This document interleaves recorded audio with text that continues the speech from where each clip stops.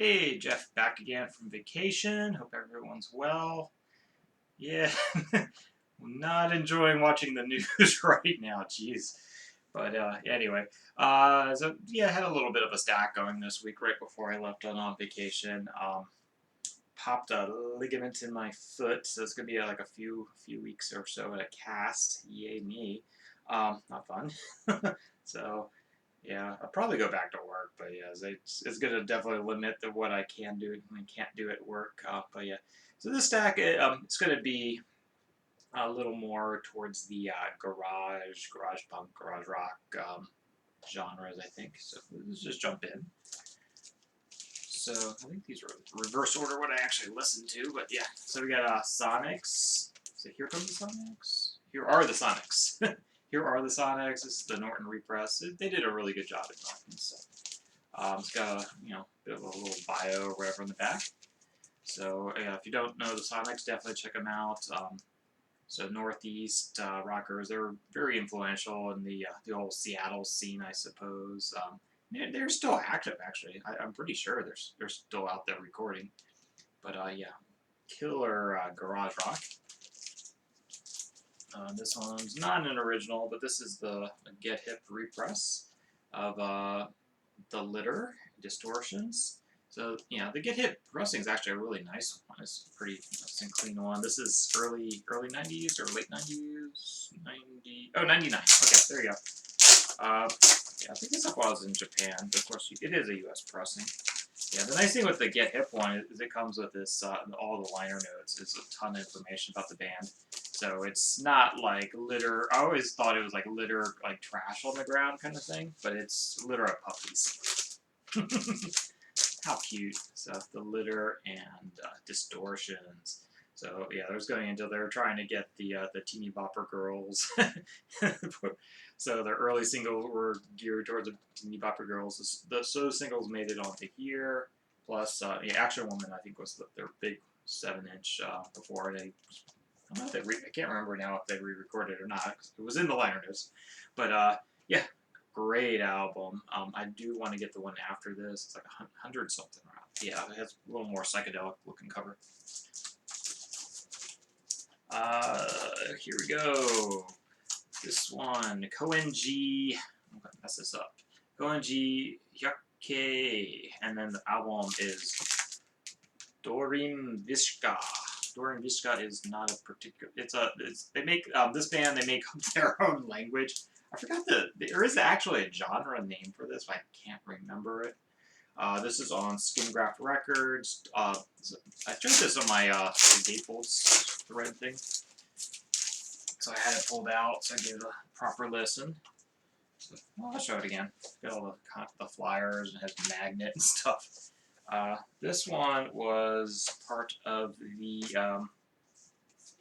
They did this album. They weren't sure the fans were still there, so they did it as what do you call those GoFundMe things. So yeah, so I got a little card. 38% funded, and I got number 136 out of 175. So yeah, none of this particular pressing have come up, but it's my pressing was a little weird. I bought it from the band at the record release party in Tokyo, and I think they were supposed to have like one green record and one brown record, but yeah, both of mine are like this like shit brown, diarrhea brown. I don't know. It's a nasty color. This is supposed to be a marble. There was a little red and blue in there. I don't know.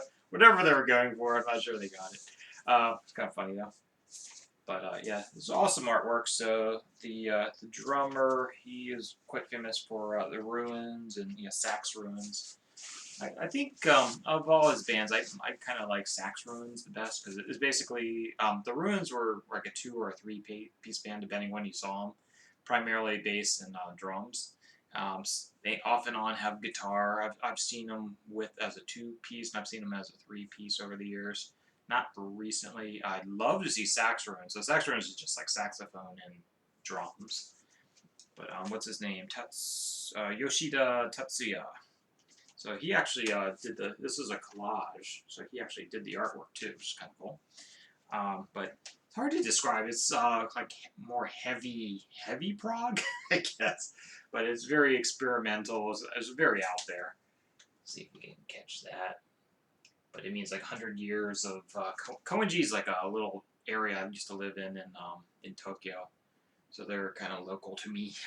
But yeah, so release party was really cool. So it's kind of world music, proggy, heavy prog. Of course, yeah, the drummer he worked with what do you call it? Melting Paradiso, where Acid Mother's Temple, sorry, Acid Mother's Temple, Ruins, Sax Ruins, etc. So he's kind of big in the Tokyo scene, but it's a great album. I guess the one track I really like is that one that closes it up. It's a double album.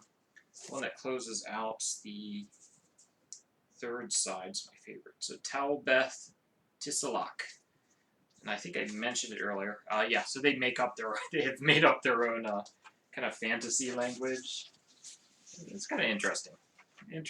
Yeah, but yeah, but they did a re-release of what's generally considered to be their best album. This is quite good too. But the one that everyone seems to like the best is it was just recently reissued like a few months ago on Skin Graft. That's great for that kind of that heavy experimental stuff. I love that label. Moving on, that was just kind of interesting to talk about. This one is, I guess you say Diet, Positive Energy. This is their 2015 album, which is I guess it was a re-release, but there's multiple releases. This is the German copy. I got it off of Discogs. They were doing cheaper shipping, so. Yeah, black vinyl, nothing fancy, but it comes with a like a little booklet, of art and lyrics, English language, German hardcore, post-punk. It does have a lot of post-punk, actually. Yeah, I'd say more post-punk. There's a little bit of that UK hardcore thing going for it, and a little bit of that like the harder edged post-punk stuff. But yeah. Yeah, a little bit on the political side, I guess. Not nothing, it's German or whatever. It's not good, not in your face. But really highly recommend it. That's a 5-star record right there. Then got Luxuria. This is their first album. This is Howard Devoto from Buzzcocks, the vocalist from Buzzcocks, the vocalist from Magazine. So he's doing the lyrics and the vocals. Unanswerable Lust, I guess, is the title.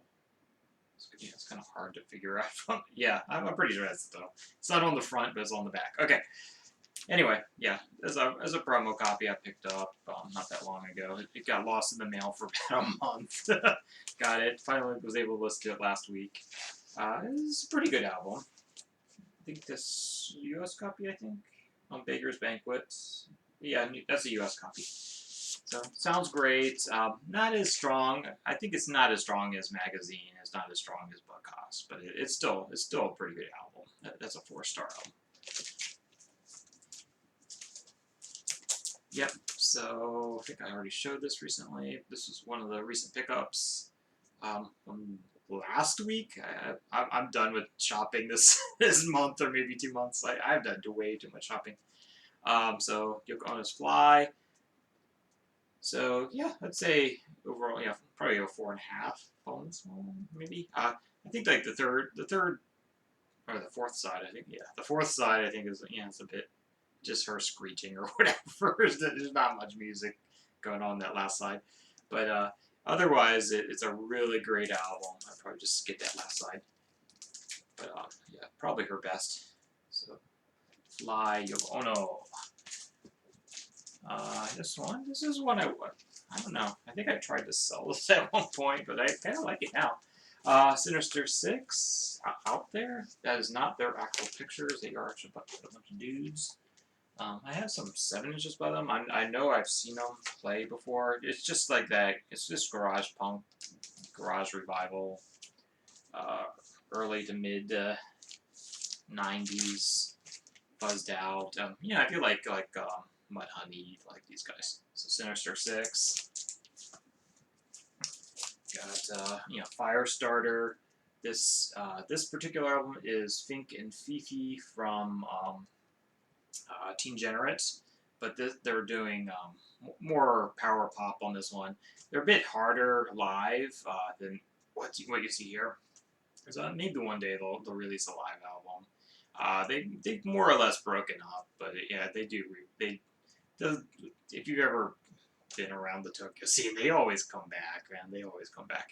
They do reunion shows all the time. Everyone, it's like the same 100 people at all the shows. They're all in the bands, and every once in a while they get drunk and decide they're going to reform the band for a few shows. So I've seen all the greats once or twice at least. So, but yeah, they are. So Fifi and Fink. Later on, Fink I think left. Was it Fifi or Fink that left? I can't remember. I think Fink was the one that left, so like he was one playing the main guitar at the time. Yeah, that looks right. So he was playing the guitar at the time, but I think he messed up his hands. Like he just very, very rarely plays guitar anymore. So yeah, I've gotten to see Firestar quite a few times. I've gotten, Radios was the other spin-off, the major one. Yeah, of course, Tweezers. That was probably my favorite iteration of the Teen Generate crowd. Yeah, and Teen Generate themselves. Yeah, great stuff. So that one has been reissued about like maybe a year or two ago on I think it's Agent Man Records or Secret Agent. I think it's called Secret Agent Records or something. Yeah, this is a mid-70s Nuggets reissue off German. So yeah, everyone knows this one. It's a great one. Just one thing that it's a really great pressing, but just one thing of note: if you do buy the German pressing, I'm not sure if it affects the very first ones, but it has one track that's missing. I think it doesn't show on the labels, but it shows on the cover. I want to say it's the Seeds.